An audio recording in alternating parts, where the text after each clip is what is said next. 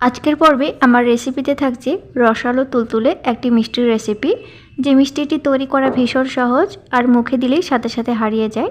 মিষ্টিটি একটু ইউনিক ধরনের, তবে একেবারে ঘরোয়া উপকরণ দিয়েই তৈরি করব। উপকরণ হিসেবে প্রথমে নিচ্ছি 1 কাপ টক দই। তো দইটা আমি আইটা করে নিয়ে নিলাম, এটা 1 কাপ হয়ে যাবে। তো এবার দইয়ের ভেতরে অ্যাড করব ময়দা। আটা নয়, এখানে ময়দাটাই অ্যাড করতে হবে, তাহলে মিষ্টিগুলো খুব সফট হবে। ময়দার পরিমাণ হলো এখানে 4 চামচের 3 চামচ মতো। 3 চামচের থেকে একটু বেশি আমি দিলাম। তো 1 কাপ দই থেকে জল ব্যবহার করব না, দই দিয়েই আমি ডোটা তৈরি করে নেব। এবার দিচ্ছি 4 চামচের 3 চামচ মিল্ক পাউডার। আমি এখানে ময়দাটা যতটা পরিমাণে ব্যবহার করেছি, মিল্ক পাউডার ততটা পরিমাণেই ব্যবহার করব।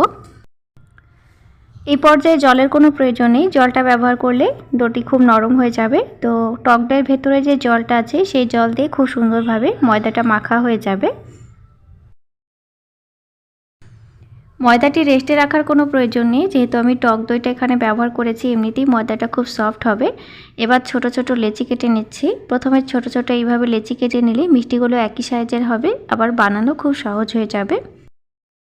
এই পর্যায়ে হাতে তেল বা ঘি দুটোর কোনোটাই লাগানোর প্রয়োজন নেই, যেহেতু আমি এখানে গুঁড়ো দুধ ব্যবহার করেছি, সাথে দই আছে, তো হাতে লাগার কোনো সম্ভাবনা নেই। ছোট ছোট এবার মিষ্টিগুলো শেপ দিয়ে নিচ্ছি। এই মিষ্টিগুলো শেপ দেওয়া অনেক সহজ, দেখো আমি কিভাবে শেপটা দিয়ে নিচ্ছি। প্রথমে একটু পাতার মতো সাইজ করেছি, তারপর একটা ছুরি দিয়ে ঠিক এইভাবে ডিজাইন করে দেব। তো এই মিষ্টিগুলো তৈরি করা ভীষণ সহজ, তোমরা একটু লক্ষ্য করলেই বুঝতে পারবে মিষ্টিগুলো কিভাবে আমি তৈরি করে নিচ্ছি। তো মাত্র ঘরোয়া 2 থেকে 3টে উপকরণ দিয়ে একেবারে রসালো তুলতুলে এই মিষ্টিটি বানানো ভীষণ সহজ। আরেকটি তোমাদেরকে বানিয়ে দেখিয়ে দিচ্ছি, দেখো। প্রথমে মাঝ বরাবর ঠিক এইভাবে একটু দাগ দিয়ে দিলাম ছুরি দিয়ে, তারপর ছুরি দিয়ে ঠিক এইভাবে কোনাকুনি করে ডিজাইন করে দেব, তাহলে এগুলো পাতার মতো সুন্দর ডিজাইন হয়ে যাবে। যে সকল বন্ধুরা আমার চ্যানেলে এখনও নতুন আছো তাদের কাছে অনুরোধ রইল, তারা চ্যানেলটি সাবস্ক্রাইব করে দিয়ে অবশ্যই আমার সাথে থাকবে, আর পাশের বেল আইকনটি অবশ্যই প্রেস করে রাখবে, যাতে নতুন নতুন রেসিপি ছাড়ার সাথে সাথেই তোমাদের কাছে নোটিফিকেশন চলে যায়।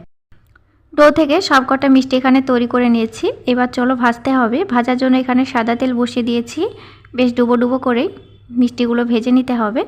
তো গ্যাসের ফ্লেমটা আছে মাঝারি থেকে হাই আছে, বেশি লো আছে ভাজতে গেলে মিষ্টিগুলো তেল অনেক টেনে নেবে, আবার হাই ফ্লেমে ভাজতে গেলে মিষ্টিগুলো সাথে সাথে পড়ে যাবে, যেহেতু এর ভেতরে টক দই দেওয়া আছে। তো অনবরত আমি মাঝারি থেকে হাই ফ্লেমে রেখে মিষ্টিগুলো নাড়াচাড়া করে ভেজে নিচ্ছি। এই পর্যায়ে মিষ্টিগুলো আমি উঠিয়ে নিচ্ছি। মিষ্টিগুলো এই পর্যায়ে খুব পুড়িয়ে বা লাল করে ভাজছি না, তোমরা এই পর্যায়ে রেখে দিতে পারো, তবে আরেকটু কালার আনতে চাইলে আরেকটু ফ্রাই করে নিতে পারো।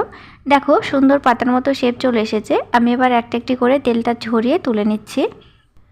এই মিষ্টিগুলো যে উপকরণগুলো দিয়ে আমি তৈরি করলাম, সেই উপকরণগুলো দিয়ে যে তৈরি করতে হবে সেটার কোনো কথা নেই। তোমরা এখানে সুজি দিয়ে করতে পারো, ছানা দিয়ে করতে পারো, আবার শুধু ময়দা বা আটা দিয়েও করতে পারো, খুব সুন্দরভাবে তৈরি হয়ে যাবে।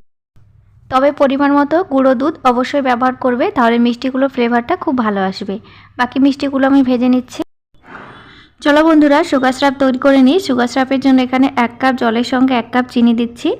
একটু চিটচিটে করে সুগার সিরাপ তৈরি করব, তবে পাতলা রসই হবে। এখানে মোটা চিনি আছে, চিনিটা 1 কাপ দিলাম। একটি এলাচকে ফাটিয়ে সুগার সিরাপের ভেতরে দিয়ে দিলাম, এতে খুব সুন্দর ফ্লেভার পাওয়া যাবে। আর এই পর্যায়ে সুগার সিরাপটা এবার ঠান্ডা করে নেব। খুব বেশি গরম থাকলে মিষ্টিগুলো গলে যাবে, তো এখানে হালকা ঠান্ডা করে নেব, তারপর মিষ্টিগুলো দিয়ে দেব। তো দেখো এই পর্যায়ে মিষ্টিগুলো খুব সুন্দর করে তৈরি করা হয়ে গেছে। এবার মিষ্টিগুলো প্রায় ঠান্ডা হয়ে এসেছে। সুগার সিরাপটা আমি হালকা ঠান্ডা করে নিয়েছি। খুব ফুটন্ত সুগার সিরাপে মিষ্টিগুলো দিতে গেলে মিষ্টিগুলো গলে যাবে। এই মিষ্টিগুলো সুগার সিরাপে দিয়ে 10 মিনিট মতো ঢাকনা দিয়ে রেখে দেব। 10 মিনিট পর তোমাদেরকে দেখাচ্ছি, ম্যাজিকের মতো মিষ্টিগুলো একেবারে রসালো হয়ে যাবে আর রসে ভরপুর হয়ে যাবে। দেখো বন্ধুরা 10 মিনিট পর ফিরে এলাম, মিষ্টিগুলো কতটা রসালো হয়ে গেছে তোমাদেরকে কেটে দেখিয়ে দিচ্ছি। দেখো মিষ্টিগুলো একেবারে রসে ভরপুর আর তুলতুলে, এই মিষ্টিগুলো মুখে দিলেই হারিয়ে যায়। তো বাড়িতে এই সামান্য কটা উপকরণ দিয়ে এই মিষ্টির রেসিপিটি অবশ্যই একবার বাড়িতে বানিয়ে নিও, আর কেমন হয়েছে সেটাও আমাকে কমেন্ট করে জানিও। আর ভিডিওটি ভালো লাগলে চ্যানেলটি সাবস্ক্রাইব করে দিয়ে আমার সাথে থেকো। দেখা হচ্ছে পরের ভিডিওতে, ভালো থেকো, থ্যাংক ইউ।